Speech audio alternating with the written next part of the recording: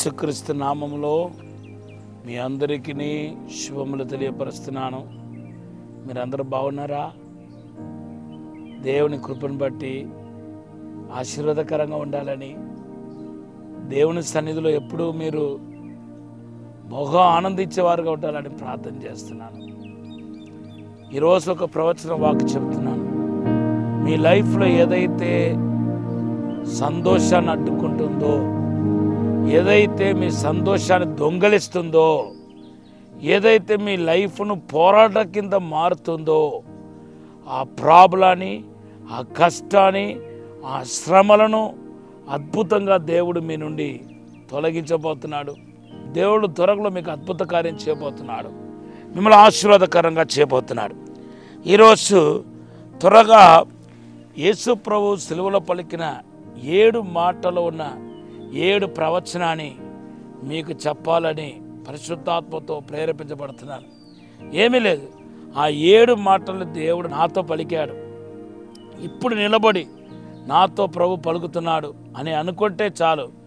ఆ 7 మాటలు ఉన్న 7 ప్రవచన వాక్కులు మీకు సొంతమైపోతాయి. ఇంకా మీరు గొప్ప వాళ్ళు అయిపోతారు. యేసు ఒక మాటలు మనదే కదండి, దేవుని బిడ్డలదే కదా. మీరు ఎందుకు భయపడుతున్నారు, బాధపడుతున్నారు? చూడండి, మొదటి మాట ఏంటంటే 23:34లో ఫాదర్ ఫర్గివ్ దమ్ అని ప్రార్థన చేస్తున్నాడు.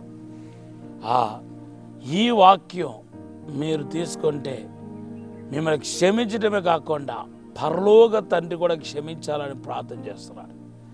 క్షమాపణ మీద ఈ లోకంలో మీరు ఏ తప్పు చేసినా, ఏ పొరపాటు చేసినా అది దేవునికి విరోధంగా తప్పు చేసినట్టు అవుతుంది.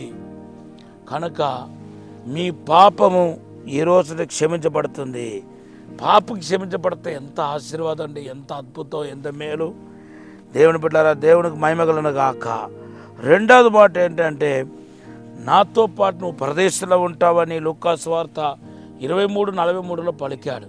అంటే పరలోక యొక్క నిశ్చయతను దేవుడు మీకు తెలియపరుస్తున్నాడు. మనము యేసుక్రీస్తు సొంత రక్షకుడిగా స్వీకరించిన మనమందరూ నిశ్చయముగా మనం పరలోకాన్ని స్వీకరించగలుగుతాం.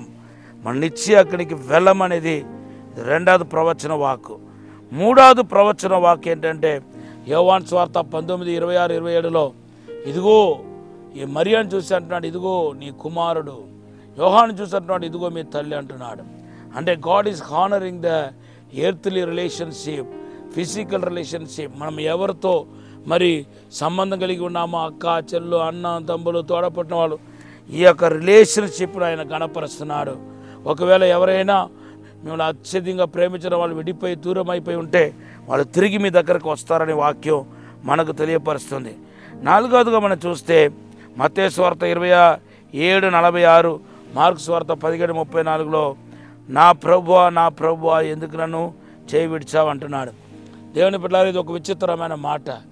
దీనిలో ఒక్క మాట చెప్తున్నాను, అవసరమైతే నెక్స్ట్ వీక్లో 7 మాటలు కంటిన్యూగా ఒక రోజుకు ఒక మాట చెప్పిన మాట్లాడతాను. సో ఈ 4వ మాట తెలియపరిచే విషయం ఏంటంటే దేవుడు మన చేయి పట్టుకోవడానికి కోసం పరలోక తండ్రి చేయి విడిచిపెట్టాడు. కాబట్టి దేవుడు మనం పట్టుకుని ఉన్నాడనే విషయాన్ని ఈరోజు ప్రవచనార్థంగా చెప్తున్నాను. దేవుడు మనం విడిచిపెట్టాడు.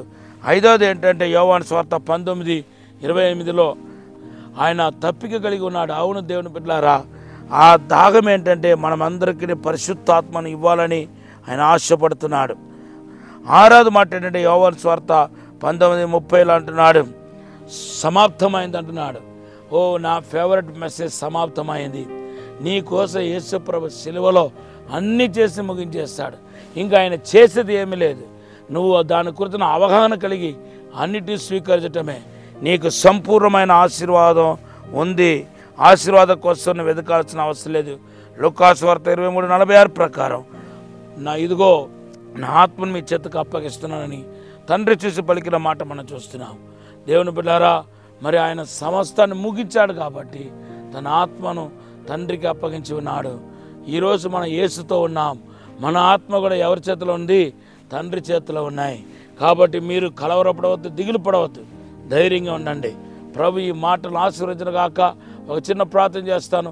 పరిశుద్ధము నమ్మకమైన పరలోక తండ్రి, నీకు వందనాలు, స్తోత్రాలు ప్రభా.